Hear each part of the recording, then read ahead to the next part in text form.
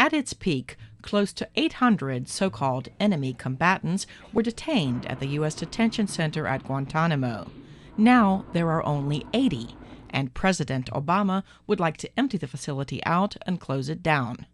But Congress has repeatedly passed legislation to keep the president from relocating detainees to prisons on the U.S. mainland, and Representative Scott Perry wants to keep it that way. The American people do not want Gitmo terrorists detained in their communities, their neighborhoods, or down the street from their children's school.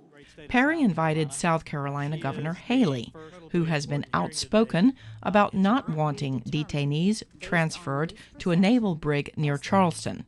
She said her state went through enough dealing with last year's massacre at a Charleston church Bible study by suspected killer Dylan Roof. Last summer, the people of Charleston stared hate directly in the eye.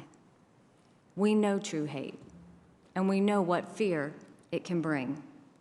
We don't need to see it again, nor do we wish it on any other state.